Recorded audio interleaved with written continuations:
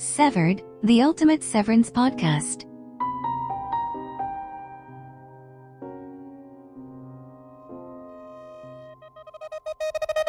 Hello there, macro data refiners. You're just in time for the morning announcements. This is Severed, the ultimate severance podcast. Why are you standing weird? Stand normal. I'm your host, Alan Est. Please keep in mind, Severed is a deep dive, comprehensive rewatch podcast. We could reference anything from the first season of Severance. This is an episode-by-episode rewatch, but there are tons of spoilers. By now, you should already know this information, and you probably feel like you want to throw your mug at me. We are deep in the severed weeds this week, refiners. Petey is freaking in Mark's basement until he gets the munchies. Helly is still fighting like hell to get off the severed floor, and Irv thinks a trip to the Wing of Perpetuity might be the thing to cement Helly's love for Kier. Sure, going to the museum will change your mind. The excursion is an inventive device for Lumen background exposition. It also makes for a fun field trip. Grab your Eagan bingo cards, refiners, and keep an eye out for O&D. It's time to open the file called In Perpetuity. A note about this one, refiners, it's more than 90 minutes long. This is how it came down from upstairs, so someone has faith you can handle it. In Perpetuity features a new name on the writer's line, Andrew Colville, along with series creator Dan Erickson and Anna Oyang Munch, staff writer. This one was directed by Ben Stiller, his third in a row. It was first released by Apple TV Plus on February 25th of 2022. This is where they started releasing episodes weekly on Fridays. Weekends became episode watch and rewatch time, and Monday mornings at the office became filled with severance discussions. This episode picks up right where Half Loop left off. Petey is in Mark's basement. We're finding they may not have all the bugs worked out on that reintegration procedure. Petey, you okay? Petey had fallen in the bathroom at the end of the last episode. Petey says he just slipped. We see Petey wearing a good-looking red and blue striped robe. Heavy, thick stripes of red next to heavy strips of blue. Mark tells him the robe has never been worn. It was a gift from his brother-in-law. Okay, this has to be another Baltic handloom creation from Rickon. Mark apologizes for it being weird. He has pillows. He asks Petey if he needs anything else. Yeah, I want you to stop shitting on this awesome robe. Well, you can keep it. I will. Petey's worried as to whether anyone can see through the transoms. Petey would be freaking to know how much Cobell, or Selvig, is watching from across the way, but she's on the other side. Mark tells him everything is locked upstairs, although we'll discover this episode locking things doesn't mean much. Anybody live in that unit next door? Mark says it's empty. He says the area really hasn't filled up all that much. This might be a reference to some kind of slowdown in the severance program or preparation for a ramping up.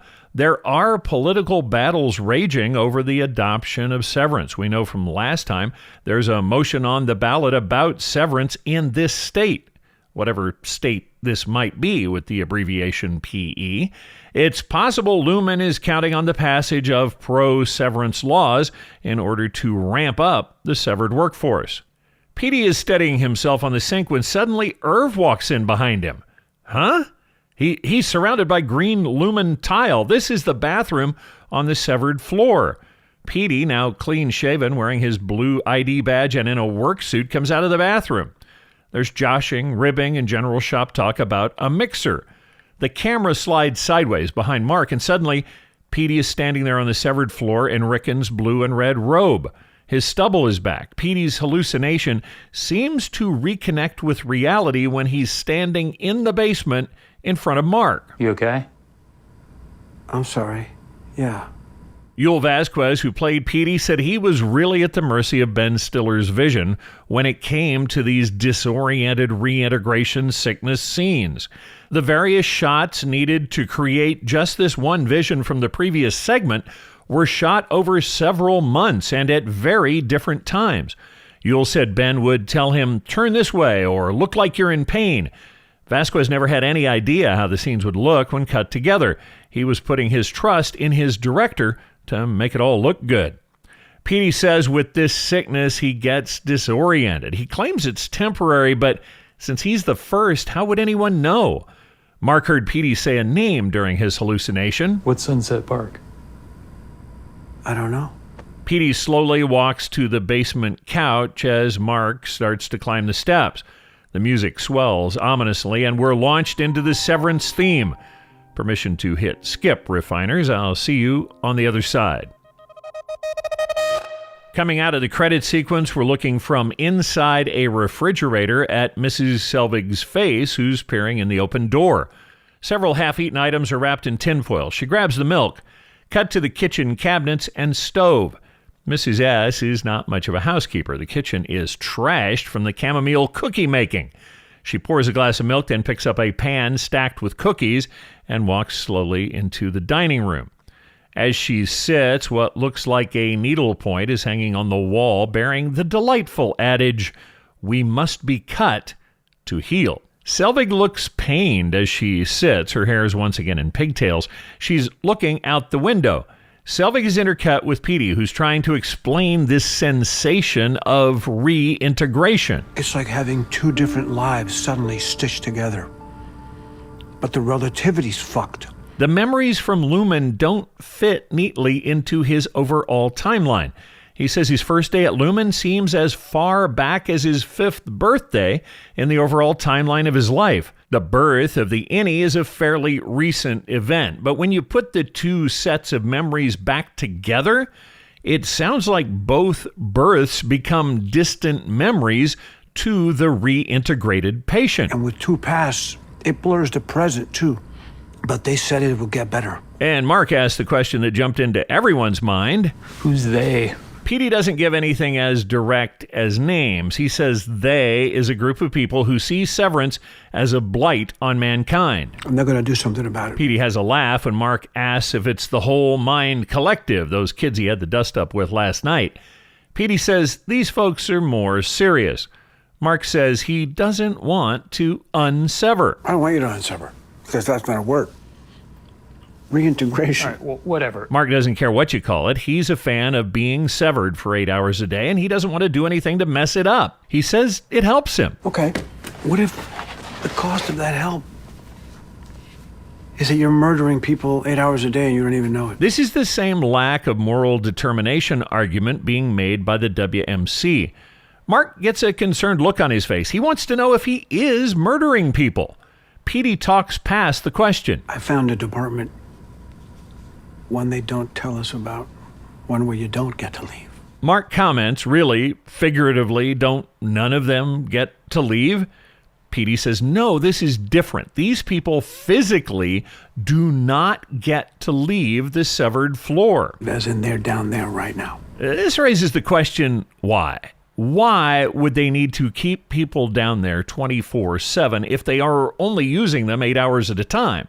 Ms. Casey will be telling us how she's put to sleep and then awakened. Rather than provide dorms and facilities for people living on the severed floor, why not send them away for 16 hours a day and let them take care of their own food and sleeping arrangements? Also, if you never leave the severed floor, what's the point of being severed? There are a few theories floating around. The most popular is they're experimenting on these people in their sleep, or they're switching these people to another severed existence without their knowledge. What they think is sleep is actually working somewhere else. Or Lumen is not 100% confident in the performance of the severed chip. Letting severed employees out in the world might be somewhat dangerous. We've seen what a tight rein Cobell keeps on Mark when he's outside of work.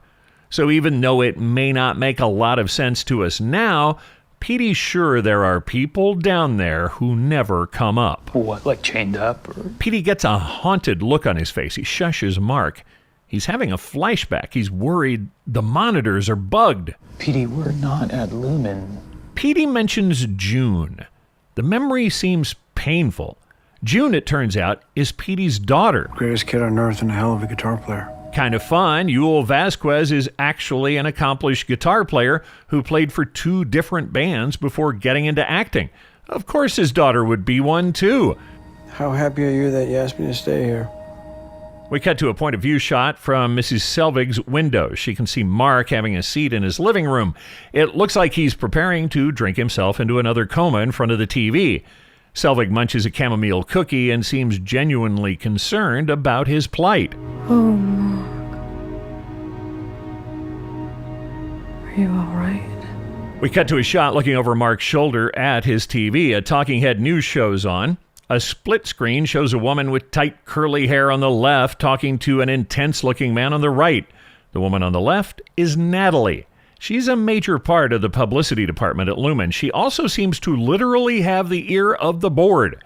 We're going to meet Natalie face-to-face a little later in the episode. I'll introduce you to the person playing Natalie then. For now, we need to dial in on this conversation. The intense guy is saying something about a woman who wound up pregnant less than a month after her company went severed. It sounds like it's not just Lumen offering the severance procedure to employees. Lumen seems to have developed the technology, but they also seem to be licensing it out. Or maybe other companies are developing their own version of the severance chip as competition to the Lumen chip. Kind of like the iPhone versus Android. Both do about the same thing, but different manufacturers and slightly different ways of doing things. The news network Mark is watching is GNC. There's a live banner and a lower third saying 4 states are now planning to propose anti-severance legislation. The argument seems to be about choice, the choice to sever. Yes, you could easily swap out a real-world choice argument in this debate, and you'd get about the same results. Natalie's good. She does not get flustered, and she's turning this guy's argument back on him. He's even got the lingo wrong, which is killing his credibility. How could she have that conversation when her workie was the one involved in the conception? Okay, first of all, working? Nat slams him for his condescending verbiage. He also tries to use the word INSI. To be a spokesperson against severance, this guy's very uninformed. He tells Natalie she doesn't want to engage in a real conversation because it would reveal she's involved in something immoral. What's immoral is taking away... Mark grabs the remote and clicks away. The argument seems to be making his head hurt. We can see Mark's lonely fish in the background. The blue one and the red one seem to be coming very close to each other. He channel surfs a bit, but seems to be fading. There's a cut and the light is different. The audio from the TV is talking about the day's weather. They even mention clouds dissipating somewhere over the Gans area. Mark blearily comes to. He passed out in front of the TV for the night again. The forecast is calling for a rare sunny day for the folks around Kier, but the cold's not going to be letting up anytime soon. Roads will remain icy throughout the week. There's a long shot of the subdivision. It's a high overhead angle with the woods stretching out behind. It really reveals how isolated this Lumen housing is in Kier. Consider the fact this subdivision is partially empty, and it feels even more isolated. There's a cut to the darkened stairs leading down to Mark's basement. The door opens and Mark appears in his work suit. He's shaved and looking a little more alive than when he came to on the couch. Petey. Wake up, Petey. Petey? There's a note of concern in Mark's voice. It takes Petey a long time to move. Hey. It's morning. You're in my basement. Mark tells Petey he's headed for work. Petey can stay here in the basement. Mark seems to have been giving a lot of thought to this idea of reintegrating. He doesn't want to do it. Petey says it's okay, but Mark feels like he needs to explain. I lost my wife a couple of years ago in a car accident. This is, it's helping me. Petey says he's sorry. He tells Mark about seeing any Mark coming to work with red eyes. This would explain it. He said they made the joke Mark had an elevator allergy. Even though Mark says being severed is helping, Petey thinks it's more of a Band-Aid. You carry the hurt with you. You feel it down there, too. You just don't know what it is. Mark tells Petey to grab whatever he wants from the fridge. I should be back around 6. The cut to outside Mark's townhouse reveals the clouds may be moving out. It still looks to be very cold. As Mark heads to his car, Mrs. Selvig sticks her head out of her front door. She's armed with a hairdryer. Oh, Mark, I'm sorry for the racket. I'm just de-icing my stew. Mark tells her thanks again for the cookies. By the way, refiners, it's not recommended you use a hairdryer to melt ice on a porch or sidewalk unless you have really good drainage. Usually melting a patch of ice with a hairdryer means you're creating a larger, smoother, and more dangerous patch of ice after what you melted refreezes. As Mark drives away, Mrs. S gives him a cold look. The hairdryer was just a ruse to get outside to speak with Mark before he left. There's a cut to a striking long shot of the Bell Labs complex. The whole scene is covered with freshly fallen snow. Cut to a close-up of the tray in Mark's locker. He's swapping out his ID. When he closes the locker, we get a better look at those graphics on the front. It's the Lumen water droplet with a number next to it. Mark closes the locker for number 14. 15 and 16 are visible to the right. Have we even seen a total of 16 people anywhere on the severed floor? We learn the security guy's name is Judd. Scout, how you doing? Judd. Judd pulls out the hand wand and gives Mark a scan before he gets on the elevator. Judd is being played by American actor Mark Kenneth Schmaltz. Mark started his acting career in 1989 as a security guard. He was Harris, the security officer in the comedy Weekend at Bernie's. Since then, Mark has amassed 24 acting credits. Mark may have been typecast over the years. He was a guard on Unbreakable Kimmy Schmidt. He's also appeared as guard, museum guard, and desk sergeant. He did break out of the guard role with appearances as a judge, a school principal, and a hypnotist. Judd appears 4 times in this season of Severance. Mark gives Judd a second look as the elevator door closes. Cut to the severed floor. Mark is retrieving his blue sheet of duties from the message center. This morning, there's also a green envelope paperclip to the blue sheet. It contains 4 prints of the new MDR group photo. Mark doesn't seem to have come down first this morning. Helly passes by him, already at work. The clock in the background says 9:20. I did a thing. I deleted the scary numbers. She looks very proud of herself. Helly is in a neutral white blouse this morning, which separates her red hair from a blue skirt. Mark wants to know when this number refining thing happened. Yesterday. You were gone. I was? This illustrates an odd facet of any life. When the elevator door opens, innies think it's the next day. They don't actually know. It could be a couple of days or even weeks later. Without someone telling them, like Helly just did, they would have no idea how much time had passed since they were last conscious. Welcome back, boss. Dylan is also already there. He wanders into the cubicle area carrying a cup of coffee. Irving seems to be arriving. Although Irving has no love for Dylan, he can't pass up an opportunity to needle Mark. Oh, yeah. Dylan took over training in your stead to great success. Irv also mentions Mark is looking trim. He wonders if Mark might have had a bout of food poisoning. Dylan and Irv are both happy to see the new photos are in. Helly tells Mark they might not be using those photos for long. I put in my resignation request. She is beaming. Mark looks concerned, but Helly says it's a good thing. It means you won't get sent to the break room anymore. This is before Helly has any first-hand knowledge about the break room. Those who have experienced the break room do not mention it so casually. Mark is about to comment, or at least ask how Helly would know about the break room, when everybody's favorite babysitter arrives. Hello, refiners. Hello, Mr. Milchick. Milchick informs Mark just how shattered his Audi was to have not been in yesterday.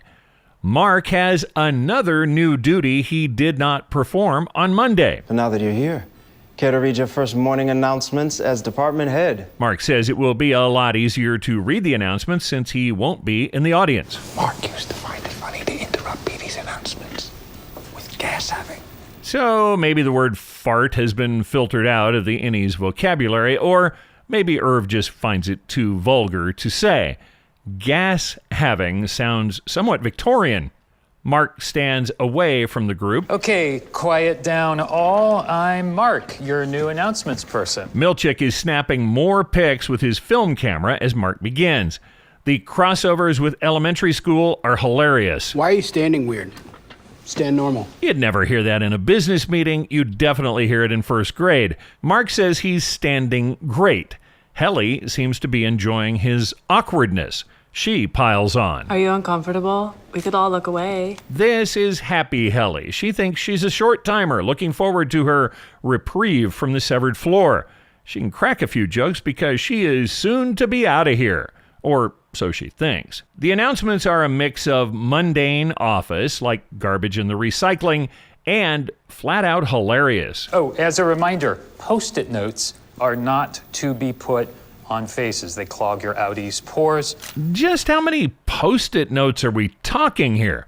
Enough to clog pores seems like a lot. That one's about me. I do this beloved character, Sticky Head. The greatest tragedy of the first season is we do not get to meet Sticky Head.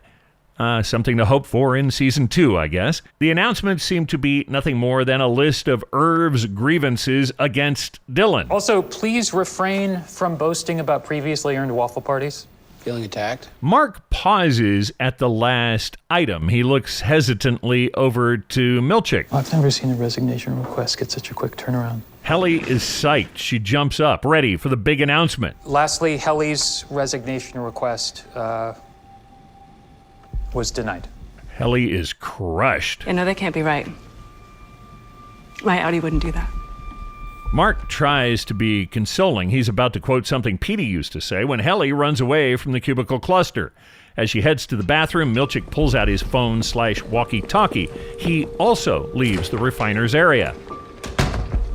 As Helly tries to deal with this latest setback, let's take a moment to consider a severed life from the perspective of the Audi. The Audi gets all the perks. The Audi gets paid for the work the innie is doing.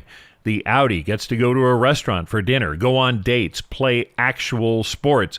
They get to watch TV for relaxation. The only thing the Audi has to consistently do each workday is show up at the severed elevator at the right time. Once there, they switch off their Audi brain. The Audi doesn't have to experience anything until the best time of the day, quitting time.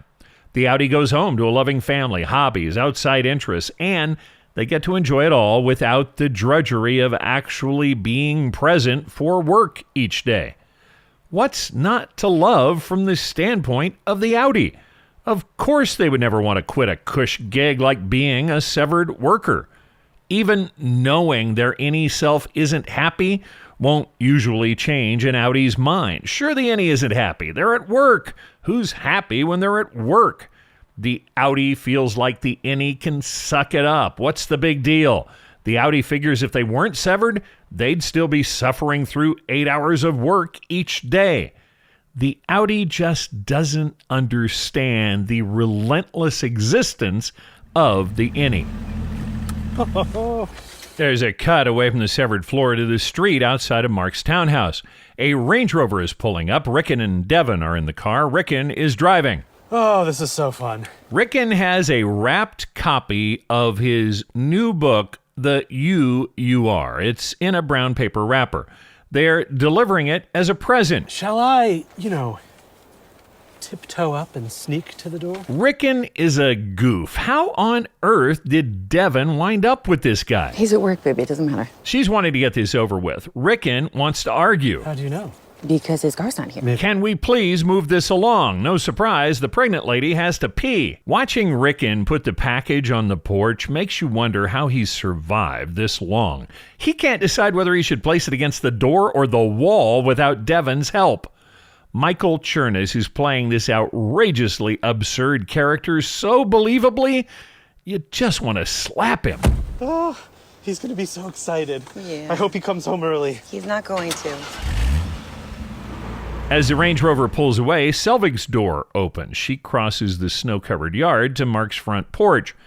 A shot of Petey has slipped in here. He's sitting down in Mark's basement working on his latest version of the severed floor map.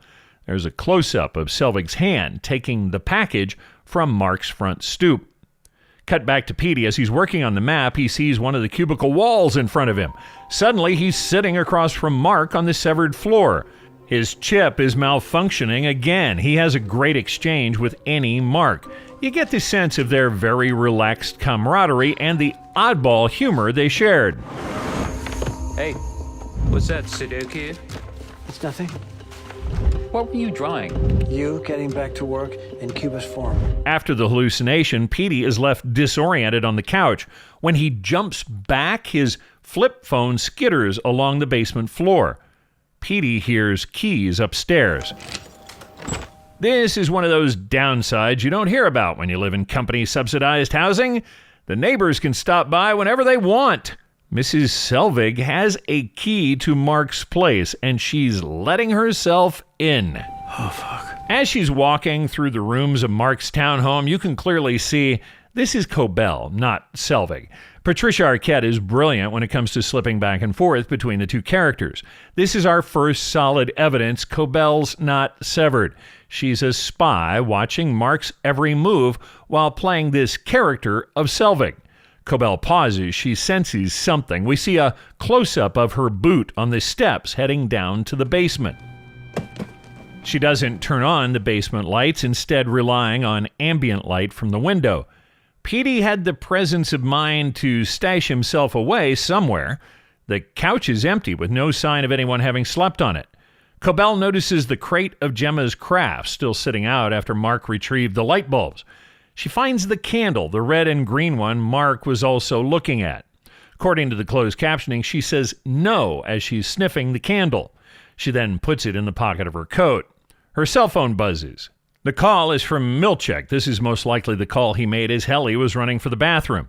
Cobell wanders out of the room with the couch into the bathroom where there's a window. We see Petey peek out from behind a stack of stuff. Cobell in the doorway of the bathroom stirs a severed memory of Cobell in her office. The sight of Cobell causes Petey to freak. He jumps up from his hiding place, shrugs off the blanket he was hiding under, and bolts for the stairs. Cobell is still on her call. Petey stealthily takes the steps two at a time. The camera swings to Cobell, and we're sure this call is about Helly. Did you give her directed praise? Cobell tells Milchek she'll be right there. We cut to Cobell's driveway, which reminds me of a topic I haven't mentioned yet but want to address now. Mark is being given a choice by Petey. He can either learn the truth about what he's doing down on the severed floor, or he can continue to work in severed bliss, never knowing what he's really doing. This is called the red pill, blue pill choice, introduced by the incredible 1999 movie The Matrix.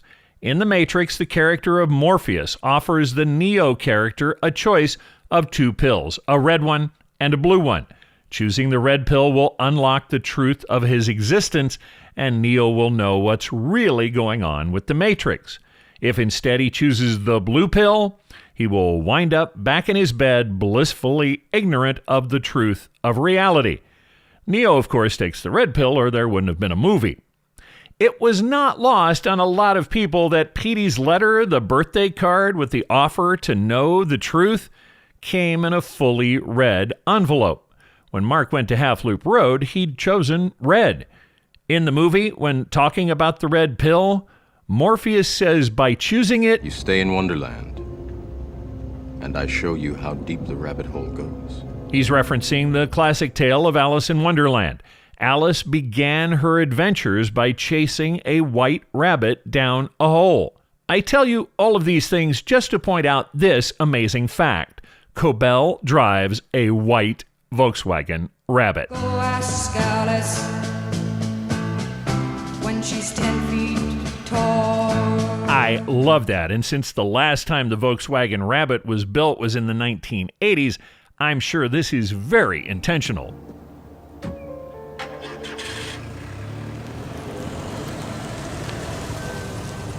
In the bushes beside Mark's place, Petey is freaking. He got out of the basement but didn't go far. After Cobell drives away in her white rabbit, he comes around to the porch. Suddenly, his present blurs, and he's back in the hallways of the severed floor. He's carrying his version of the floor map on yellow notebook paper. His vision stutters back and forth between realities. Suddenly, there's a cut to the Wirt Street suspension bridge, the blue one that leads to work. In the distance, in the center of the lane, is Petey, strutting along in the cold, wearing nothing but his red and blue bathrobe. Down on the severed floor, Helly is still in the bathroom. Hey, Helly? Go away. Are you okay? I'm fine. Mark is concerned because Helly has been in there for 45 minutes. He's considering his next move. Our view cuts to inside the bathroom behind Helly. She's standing at the sink doing something we can't see. They might be hinting she's trying to slit her wrists.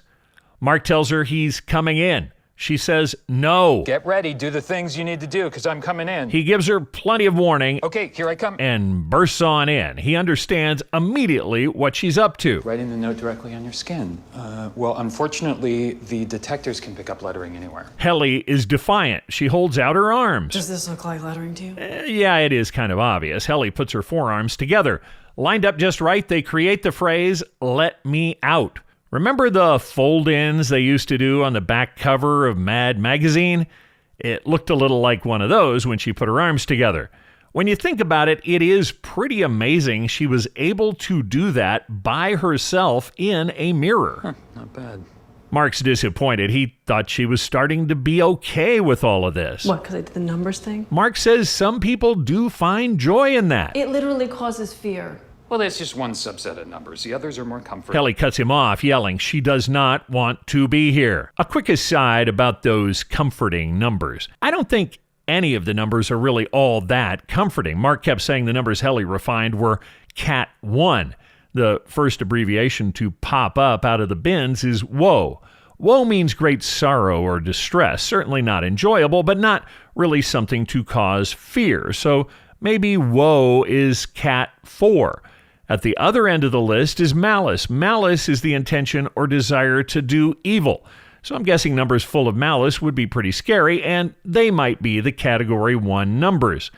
As for comforting numbers, frolic is maybe the only potentially comforting number group. The other one, dread, sounds like it would be the worst of all, and maybe dread is actually Cat 1. They were scary. The numbers were scary. Helly has zero respect for Mark's authority. She even says he has a pathetic boss voice. Mark tells her she has 5 minutes to scrub her arms.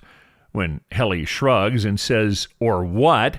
Mark practically hisses at her with a weird new detail. You want Grainer to use the bad soap. The term bad soap makes Helly chuckle. It gives me the creeps, but I might have a bit more respect for Grainer than Helly does. We're not sure if Mark's only heard about the bad soap or if he's actually experienced it. Based on his urgency and the fear in his eyes, I'd say he's experienced the bad soap. There's bad soap. Around Lumen, soap has a long history. No surprise, soap is most likely more than just soap. Details on the Lumen soap theories coming in later episodes. There's bad soap. In true Dwight ambushes Michael style, Irv is waiting for Mark right outside the bathroom door. Busybody Irv was listening in on the whole exchange. Irv is a zealot, a true disciple of Kier. He tells Mark Dylan spent all yesterday filling Helly's head with information about incentives. That's not why we're here. Irving thinks Helly needs a deeper meaning in order to form a connection to this place. I think Irv is wrong about Helly, but I love this suggestion about visiting the Perpetuity Wing. I say let's go. When Mark hears Perpetuity Wing, he hesitates. She can read about all that stuff in the handbook. You know it's different to be there. He thinks a trip like that is a little premature. It's only her 4th day, and as he says, that place is a lot. Correct. That place is everything. Cut to Cobell arriving at her office where Milchick is waiting. The time on the clock in the outer office is 10:28. She reports there was a package on Mark's front stoop. She hands it to Milchick and tells him to open it. Milchick makes short work of Rickon's fancy wrapping. We get our first look at the latest work from Dr. Rickon Laszlo Hale, Ph.D. This is The You Are, a spiritual biography of you. Rickon is pictured on the cover with a sunburst halo behind him. There's a very Dianetics Tony Robbins vibe to the whole thing, even down to the font they used. Rickon may even be going for a bit of a Christ-like pose in his red, most likely hand-loomed sweater. In the small text above the title, the promo line says, from the author of My Own Petard and Life of an American Gadfly. The UUR does have an entry on Goodreads.com. Alas, it is only a placeholder waiting for an actual book. The Goodreads blurb is pretty hilariously unhinged. You really should go check it out. Is there an actual book? Not quite, but maybe. According to Dan Erickson, he wanted to make sure they had at least a few pages of the real book for the actors to flip through. He didn't want somebody like me to freeze frame a screen and find gibberish or the text of another book. So Dan says he has actually written about 50 pages of the UUR. Ben Stiller says he has read these pages and he thinks Dan really should finish it. Another fun fact about Dan's version of the UUR, he said he felt like he was writing it to Adam Scott, since Mark is the character who winds up spending the most time reading it. Erickson also said once they cast Michael Chernus as Rickon, it was easier for him to write. With Chernus in place, he said he could then picture an actual person as Rickon writing the book. Is this the brother-in-law? Rickon, his fifth book. Milchick, the busiest guy at Lumen, decides to take a reading break. Chapter 12. On learning to be emotionally nude in front of my wife. Cobell wants him to check it for messages, which would mean he's probably going to have to read it, right? Just as Milchick is about to settle in with the insanity of Dr. Hale, Mark comes into the office. This is any Mark, so he wouldn't recognize Rickon. Still, Milchick slams the book face down on his desk. Mark asks if Cobell has a moment. Milchick blocks him with bureaucratic red tape. Did you fill out an official request for supervisory interaction? These little details remind me so much of the classic Terry Gilliam film, Brazil. There is no more weirdly dystopian a future than the one you'll find in 1985's Brazil. Every moment is controlled by an incredibly top-heavy bureaucracy. You have to fill out a form for everything. Cobell waves off the paperwork and says Mark can come in. Cobell is hard. You can see Mark's nervousness in front of her. Mark says Irving thought they should take Helly to the Perpetuity Wing. Well, it's a good thing I made Irving department chief. Sorry. Mark corrects himself. There is, of course, more paperwork involved. And have you filled out a common space reservation slip? He hasn't. Cobell looks disappointed. Mark is frustrated. He says things haven't been the same since Petey left. It was Petey who set the tone of the office. Cobell isn't impressed. She says Petey was no big deal. If he was, he'd still be here. Mark should really let this go. He has no idea what a huge problem Petey has been causing for Cobell. He questions her. What does that mean? You don't talk back to Cobell. She very quietly says, Are you going to make me throw my mug at you? What now? Mark stammers, not sure why she'd do something like that. Then, as suddenly and as viciously as she yelled at him after the botched interview, Cobell grabs the coffee mug on her desk and whips it at Mark hard. He ducks, shocked. Get MDR to its numbers. Okay. Cobell is marking up some papers on her desk as Mark starts for the door. What I just did was something I knew that you could handle and grow from. It was very painful for me. I hope that you'll let it help you. This is what's called trying to cover for your temper tantrum. As Mark leaves, he asks a simple question. Open or closed? Cobell keeps writing, then cryptically says, Both. So what, Schrodinger's door? Mark compromises by leaving the door very wide open. There's a cut to Dylan at his workstation. He's checking out his embarrassingly good-looking delts. My Audi does muscle shows for sure. Irv thinks if Dylan were so good at these muscle shows, he wouldn't have to work here. Somehow in Irv's version of things, muscle shows are income generators. Dylan agrees, to a point. I'm sorry, do you know how much muscle shows pay? No, none of us can know that. Irv speculates it's a tiered system. Muscles somehow pay off at gold, silver, and bronze levels. Dylan thinks muscle shows pay piecemeal per muscle.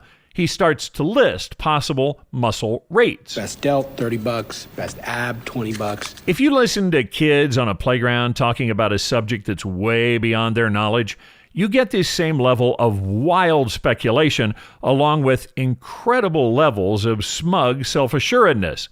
As Irv and Dylan are having their inane muscle show rate card conversation, Helly is busy creating a message capsule. She's written, "I don't want to work here anymore," on a Lumen brand Post-it note. She then rolled the Post-it note into a tiny scroll and jammed it into the lid of a Sharpie, possibly the same Sharpie she used to write on her arms. She breaks the clip off the cap and seals the open end with tape.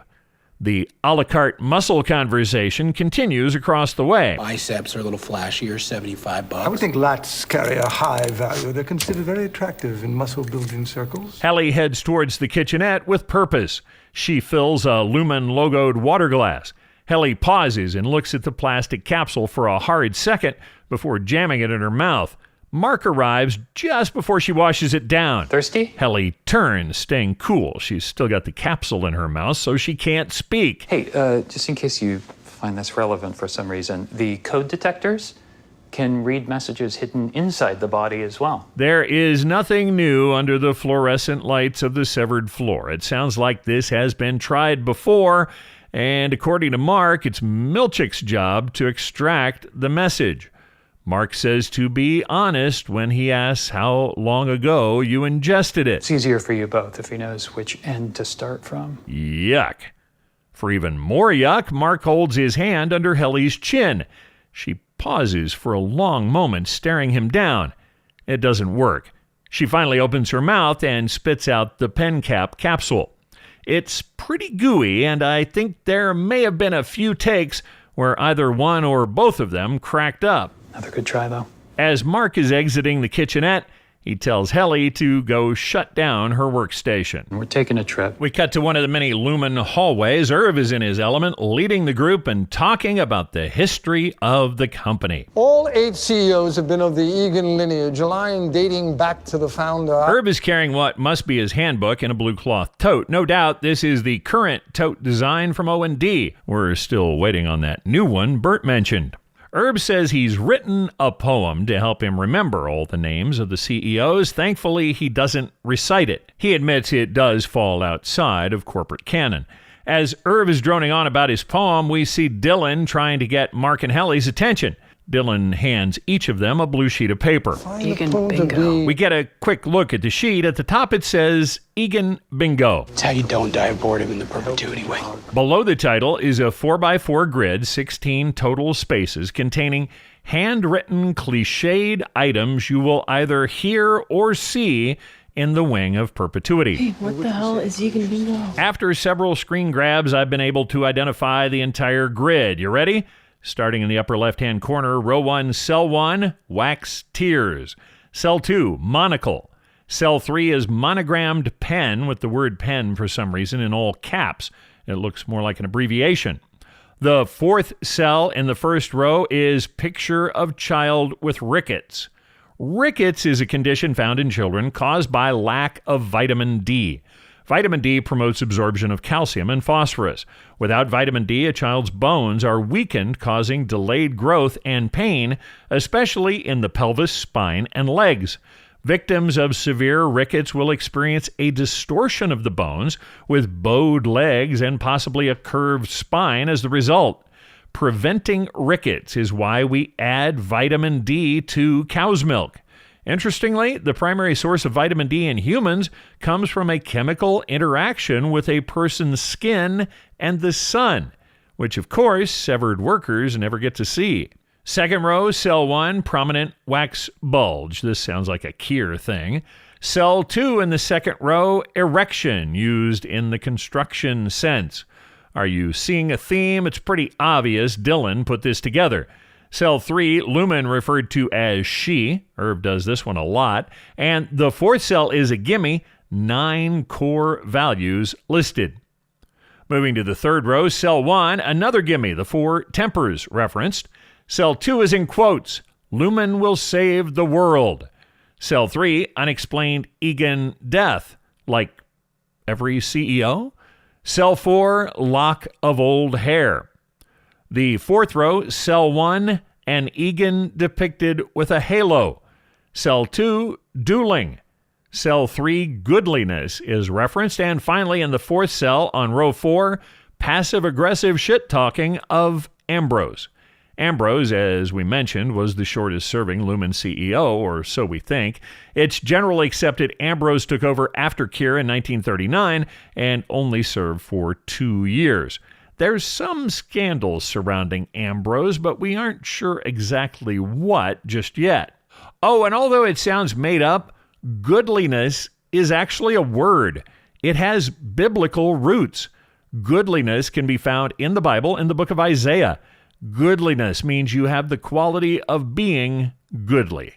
Being goodly means you possess pleasing grace, beauty, or elegance. Possessing the most goodly makes you, no joke, the goodliest. Mark is feeling a little guilty about playing Eagan bingo, now that he's department chief and all. Dylan sees it differently. Come on, it'll be an excellent opportunity for everyone except Herb to bond. The refiners are approaching a crossroads in the hallway. Irv and Bert from O&D almost run into each other at the corner. This sets up one of the most iconic shots of the entire series. This is the corner meeting of the two departments. The long shot is a forced perspective with a very wide-angle lens. Coming into the intersection from the upper left is the 4-member MDR team. Coming from the upper right is the 2-person O&D team. The angled face-off is visually unique and oddly hilarious. They all freeze at the corner. Mark speaks first. Optics and design. There is immediate tension. Bert and Irv do acknowledge each other. I trust that your session was good. Great. Very restorative. Mark is shocked they know each other. Irv says they met admiring some Lumen artwork together. Bert reminds Irv about those new totes. Dylan, no surprise, is combative on site. Thanks for the tip. You got some business? Or you just out for a fucking stroll? Dylan. What? I think you guys are cool, and I'm just wondering what you're up to. It's rare seeing you out of your hole. The older woman following Bert is carrying a tray with a mess on it. We'll find out her character name is Felicia. She answers Dylan with some irritation. Egg drop challenge in the team building space. Tight department like us gotta keep our synergy up. Egg drop challenge. You buy this fucking shit? Her claim is backed up by the tray filled with cracked and runny eggs mixed in with various building materials like tongue depressors and soda straws. She doesn't say who was participating in the challenge. Dylan's not buying it. He thinks it's a setup, even with the tray of broken eggs. Felicia is feisty. She gives it right back to Dylan. And what are you guys doing? Bert scolds her. He doesn't want to stir things up anymore. Mark answers. Perpetuity wing visit. This is Helly, our new refiner. O&D welcomes Helly. Bert says they should be getting back to the O&D offices. Can't leave the nest empty. Dylan can't help but get in one more shot as O&D continues down the hall. Those eggs look like shit. Felicia shoots him a hateful look over her shoulder, but doesn't say anything. As MDR continues on, Irv pauses with a long and lingering look in the direction of Bert and the retreating O&D department. Felicia is being played by Claudia Robinson. Claudia is an American actress with 29 IMDb profile credits dating back to a 1976 movie about the downside of Jamaican tourism. Her career really got going in 1982. She's done numerous guest star roles in hour-long TV series with a few movies thrown in. Claudia is still busy with 4 total appearances in 2022, including this 5-episode appearance on Severance. Tight department like us gotta keep our synergy up. As O&D heads back to the nest, let's pause to dig into a couple of things here. First, the egg drop challenge. You may have heard of one of these. It's been a perennial part of engineering curriculums throughout the U.S. for at least a couple of generations. No one's exactly sure who held the very first egg drop challenge. Many university engineering departments throughout the U.S. host annual egg drops during Engineering Week, the last week of February. The challenge could include using only a prescribed set of materials, like everybody gets an egg drop kit, or some challenges allow any materials you can get your hands on. The rig you create might be limited by size or weight. Normally, parachutes aren't allowed, but most any other design is fair game. Some designs try to slow the descent of the egg. Others try to cushion the impact. The exercise teaches Newtonian physics along with effective design. The other thing we need to discuss is Irv's infatuation with Bert. Could this really have developed in one chance meeting for a few minutes outside of wellness? A lot of Severance conspiracy theorists don't think so. This is a deep connection Irv feels for Bert. In the final episode, we will see a control panel that appears to include several different settings for the Severance chip. One of them indicates there might be a reset, an option to wipe out all severed memories so the severed worker can start over on the severed floor, not knowing they'd ever been there before. You remember during the Get Acquainted game, Irv said he'd only been at Lumen for 3 years? This seems like a very short time for someone as knowledgeable about Lumen and Kier as Irv. We know from Irv's LinkedIn bio he's worked at Lumen for 9 total years. The theory says it's only been 3 years since his last reset. Before that, it's possible Irv may have worked in O&D. He is a painter as an Audi, after all. Irv may have painted some of the paintings he now admires. The theory says Irv and Bert's relationship developed while Irv was working in O&D. The feelings they had for each other became so apparent and so much of a distraction, the powers that be on the severed floor noticed. They decided to reset Irv and move him to a different department. It's the lingering institutional memories of this past relationship which are driving Irv's strong feelings now. Bert does not seem to have been reset because he does have long-term memories about his department. Is he pretending to just be meeting Irv for the first time, or is it possible this one relationship was wiped from his memory? Okay, let's continue. We really need to get to Perpetuity. Irving, come on. The gang continues on. While they walk, let's bop over to Cobell's office for a quick meeting. Cobell comes into her outer office looking for Milchick. He's not there. She opens her inner office door to find both Milchick and Natalie waiting for her. This is Natalie, who we saw on the news last night. Milchick is setting up one of the tiny desktop audio monitors. Natalie. Harmony, hello. Milchick looks like he's been caught doing something wrong. Cobell asks if this is about Helena. She's referring to Helly. This is the first time we've heard her called by her full name. Natalie says, no, this is about Peter Kilmer. Who? Oh, that's right, Petey. Little did Harmony know, she was about 4 feet from Peter Kilmer earlier this morning. Through a huge smile, Natalie adds, and I should tell you that the board is joining us. The smiling but slightly sinister Natalie is being played by Sydney Cole Alexander. Sydney is another standout of the stage who is taking some time out from her numerous theater commitments to do a little TV acting. Sydney only has 8 performer credits on her IMDb profile, and 4 of those are shorts. We will be seeing Natalie on 4 total episodes of Severance this season. No word yet on whether Natalie will be returning in the second season.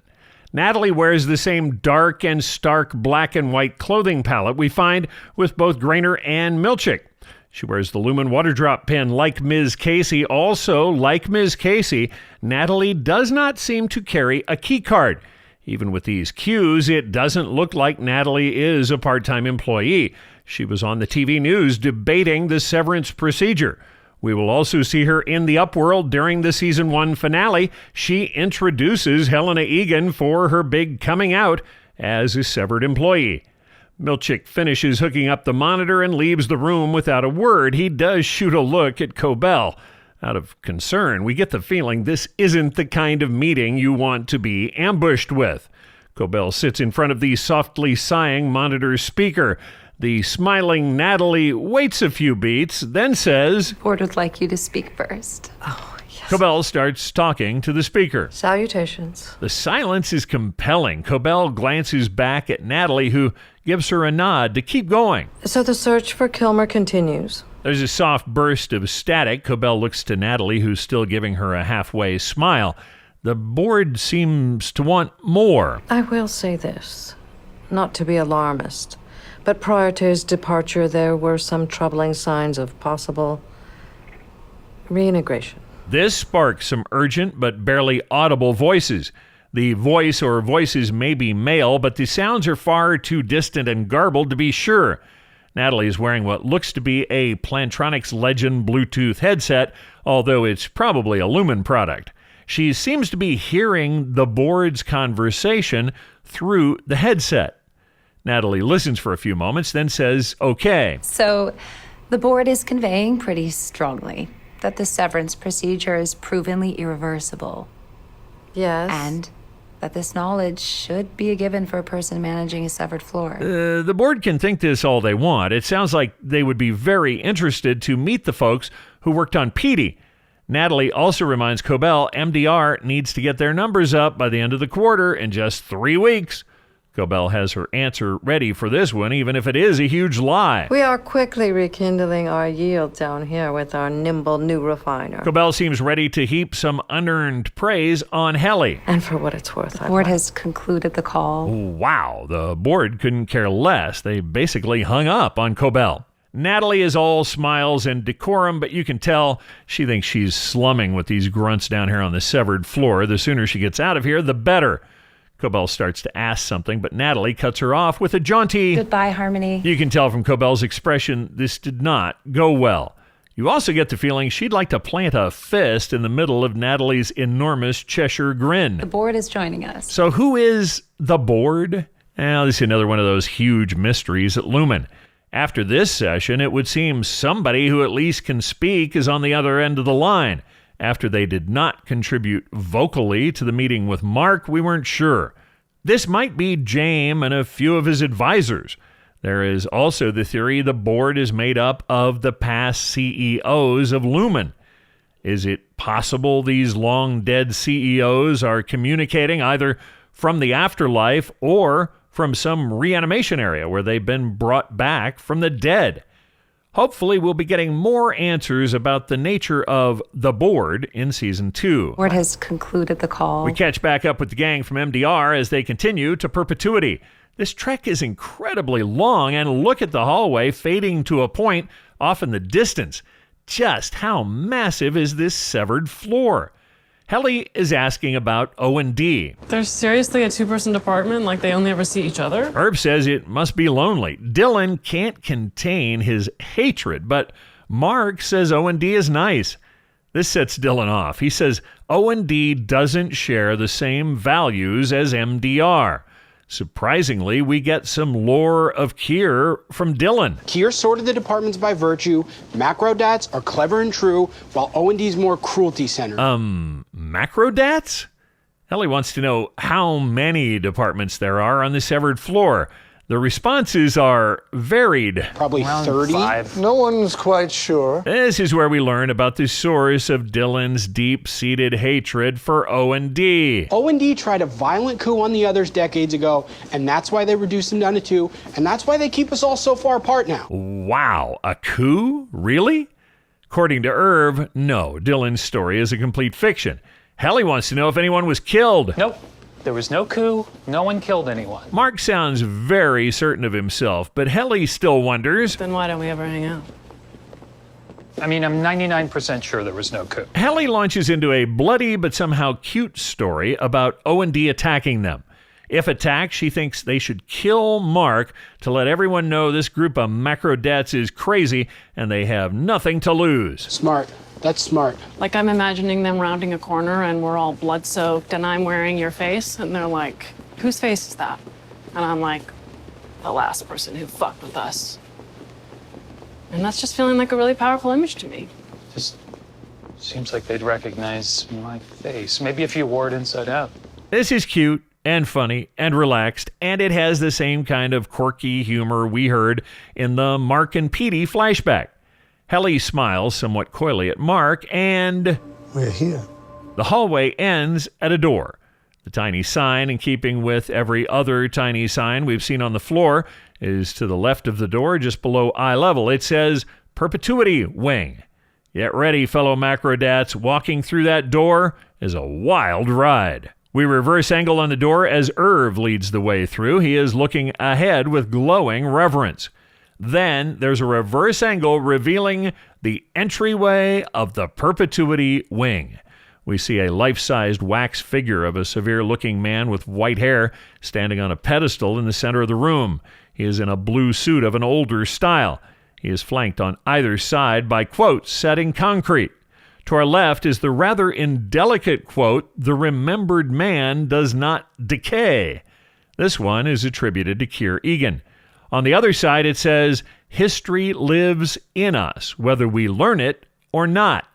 This one is attributed to current CEO Kier Eagan. Irv seems to be quoting from the handbook reverently. Come now, children of my industry, and know the children of my blood. Whoa. He doesn't say, but I don't think this is a Kier quote. I think it's a Kier quote. The language sounds too old. Irv then tells us this statue is of current CEO Kier Eagan, and it is James without the S. Remarkable man. Dylan thinks he's pretty good looking, too. See those brows? There's a pretty fantastic little bit of a visual cue in this scene. We know now, after watching the whole season, Helly is now looking at a statue of either her dad or her grandfather. We don't know it here in the middle of episode 3, but we're getting a lot of hints. Watch how this group disassembles. Dylan makes the comment about the brows, so we're thinking brows as director Stiller holds on the shot. Irv and Dylan step out. Then Mark steps out. We are left with Helly alone in the shot for just a second or two. Britt Lauer has some pretty spectacular brows herself, and they may even be accentuating them. The family resemblance is certainly there and being pointed out to us, especially now that we know to be looking for it. I also want to throw in a theory about the Perpetuity Wing. I think it was built by James. It appears James took over as CEO somewhere between 2003 and 2008. The advances in Severance and the widespread use of the Severance chip have really only happened in about the last 15 to 20 years. The quote Irv gave us when he entered is the historical and philosophical basis for supporting a project like the Perpetuity Wing. This is the place where Kier's children of his industry, meaning the Lumen workers, meet the children of his blood, his actual family. By the way, when you think about it, isn't it a little creepy to refer to your employees as your children? Maybe that was more acceptable back in the 1860s. I believe James took that quote from the handbook and interpreted it to mean, what better way to meet the family than through a museum? This would explain why James is the statue greeting you, and there is a quote from James set in the cement of the entryway. The statues we'll see in the next room are too symmetrical. The room of past CEOs was designed and laid out the way we see it. I'm pretty sure they didn't move Leonora's statue in there from the entryway when James took over. James built this place. He needed a temple where his severed workers could worship and learn about their god, Kier Eagan. As the gang starts to move, Helly walks slowly around the statue of Kier Eagan, giving it a long look. Is there maybe some flicker of recognition? We hold on James' quote for a second before the cut. Now we're on a balcony looking down at 7 more wax figures on pedestals, much like the one we saw of James in the welcome area. There are 5 men and 2 women. The statue in the center is Kier. The other statues are arranged around the room, so they are all looking in towards Kier. If you start in the lower left from the perspective on the balcony, they go around the room clockwise in order. The guy with the dark hair and bald on top is Ambrose, the shortest serving CEO, and according to Irv, unfairly maligned as a black sheep in the annals of the family. Next to Ambrose is Myrtle, the first female CEO. Baird is in the blue suit to the left of the large passageway, and Gerhardt is to the right. Facing Myrtle across the way is Philip Pip Eagan, and directly across the room from Ambrose is Lenora Eagan. She's the second female CEO and the CEO to immediately precede James. We, as the viewer, are allowed to see a total of 5 CEO plaques while visiting. Kier, Myrtle, Baird, Gerhardt, and Pip. That means these are the only CEOs where we have definite dates. We don't get to see date information about Ambrose, Leonora, or James. It's pretty widely accepted Ambrose served as CEO in the 2-year span between Kier and Myrtle. So we've got fairly solid service dates on Ambrose, but we don't know birth or death dates. Now, if Ambrose follows suit with most CEOs, 1941 would also be his death date. Not having solid date info on James and Leonora, the two most recent CEOs, leaves us hanging as the viewer. I think this is intentional. Something's going on, and knowing these dates would tip us off.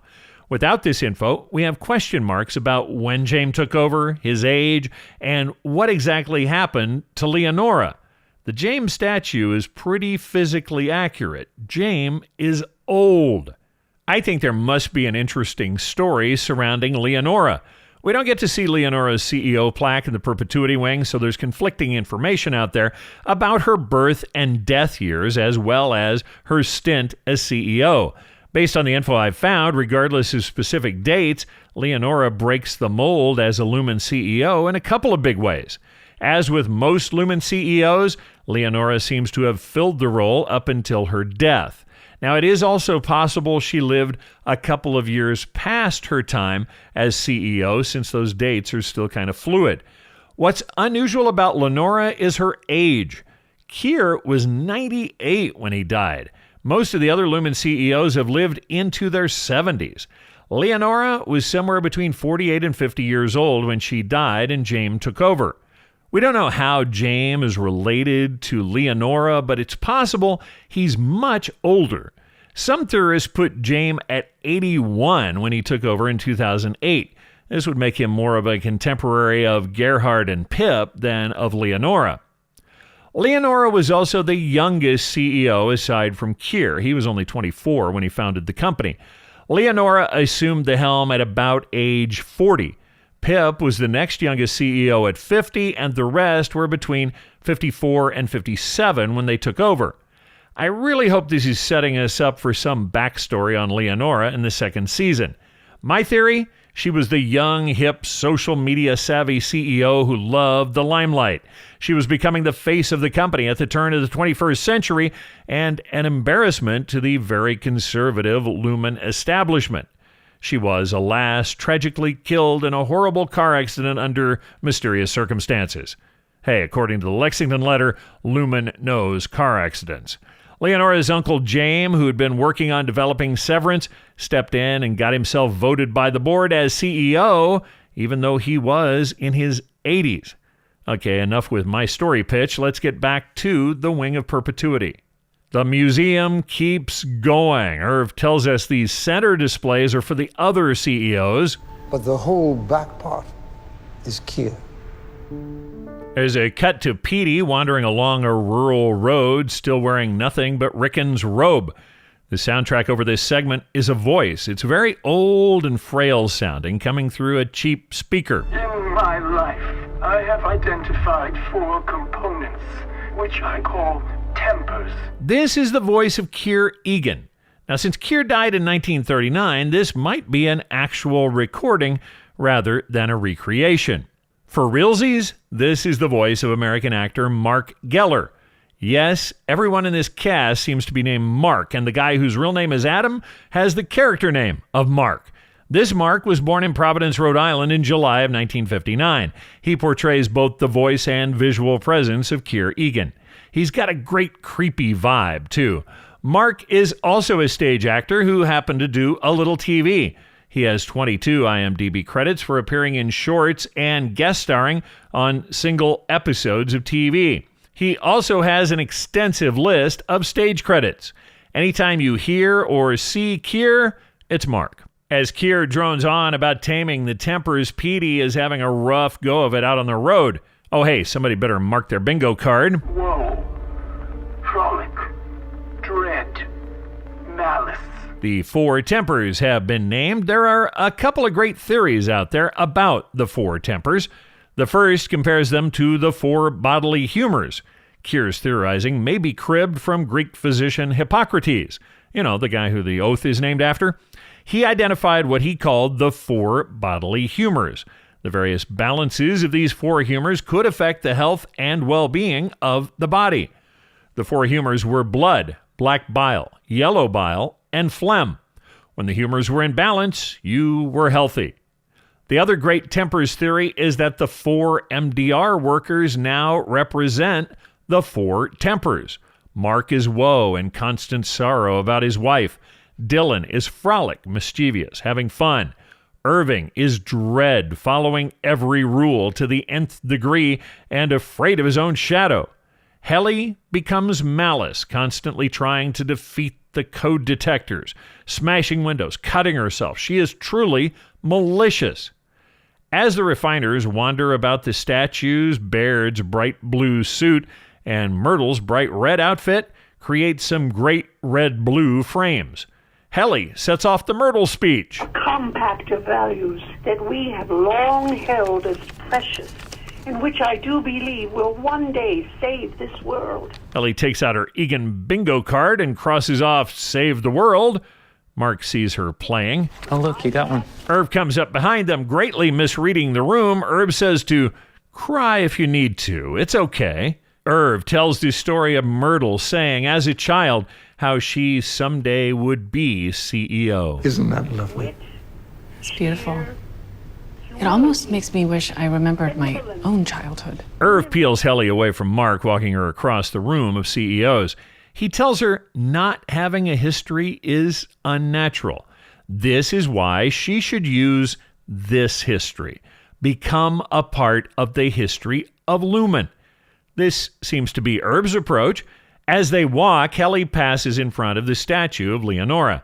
She pauses right in front of her. Helly even holds her head at the exact same angle as Leonora. Check it out. It's another clue. The nose, the mouth, the features are all very similar. So could Leonora be Helly's mother, with James then as possibly Leonora's father, which would make him grandfather to Helly? James was maybe passed over for CEO when it would have been his normal time. Could he have used Leonora's untimely death as a way to grab his time at the top? There's also a fringe theory about old brains being put into new bodies to keep the same group of CEOs in power throughout the ages. This sounds a little out there, but not that much when you consider there is a dedicated room in the office where they are jamming hardware into employees' brains. These people own a cranial drill and have a full-fledged operating room. Swapping brains might not be that big a leap. Irv has walked Helly into what is officially known as the Lumen Legacy of Joy. To Dylan, it's the mouth wall. They're standing in front of a wall of video monitors 3 rows high and stretching the length of the room. Every monitor shows a close-up of a smiling mouth. Each of these is a real smile from someone on the outside. Someone Lumen Industries has helped. A few of these people need a better dental plan. Mark has wandered in behind them. And they rotate these through. The true number of smiles may well be in the millions. Helly takes the whole thing literally. So what are we, like a dental company? No. Mark and Irv both tell her, no, it's symbolic. She's a part of a history, a noble history, blah, blah. Check the bingo card. This is about the time Dylan arrives. They update the mouth wall? Irv coldly corrects him. It's not called the mouth wall. Leave it to Dylan to take all the pomp out of Irv's sails. Damn, they took down the chick I like. Dylan's ready to go. This trip is pulling him away from the Tumwater file. Irv snaps, they just got there. She hasn't even seen the Kier part yet. The large opening between Baird and Gerhardt is the passage back to the Kier area. Irv kind of sneers Gerhardt's name as he passes by, Gerhardt. Which makes me wonder if there's a story there, too. There is a reverse angle into the back room of the Perpetuity wing. It holds a house. This is a stunning display. Jesus. No, Kier. It's his house?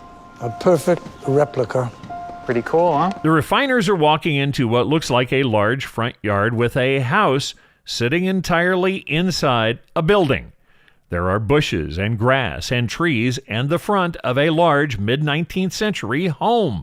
Where they're shooting this is unclear, and I think this exterior scene, at least, is primarily CGI.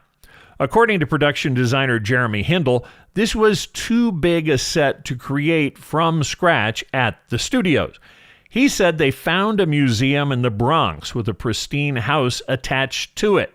But Maybe not.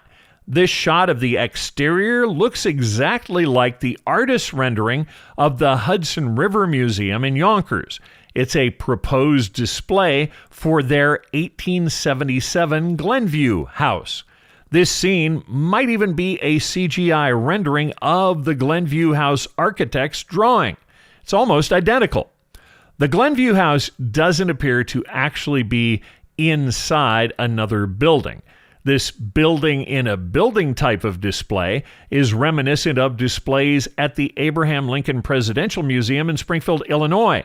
In Lincoln's museum, you are greeted by a stunning recreation of the exterior of the White House just as you step inside the museum. The gang pauses to take it in.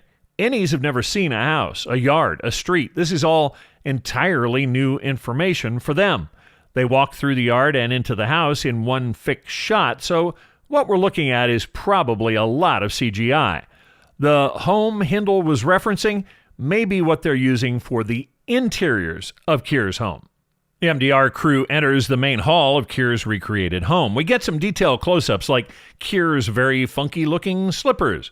A small sign on the bed says, "Do not lie in Kier Eagan's bed." The bedroom of Kier, just as he might have left it. Yeah, probably without the sign on the bed.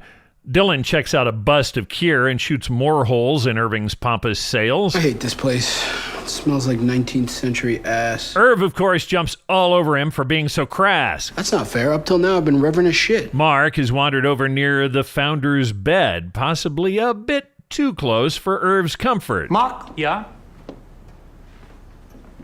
Were you about to bed sit? As Irv crosses to the bed, Helly moves to the back wall of the room. No. Nuh-uh. As Irv approaches, he sees the bingo card in Mark's pocket. Oh, God, Mark. Still. Irv lays into Mark. He still thinks this place is going to somehow get through to Helly if only Mark wouldn't pervert the message with jokes. It's the Perpetuity Wing. It's the living soul of Lumen. And everything she stands for, not a bingo match. As they're arguing, Mark realizes Helly is gone. We cut to Helly running through the white walls of the severed floor. Amazingly, she seems to know where she's going and at a full run. Mark realizes what's happening, and now he's in hot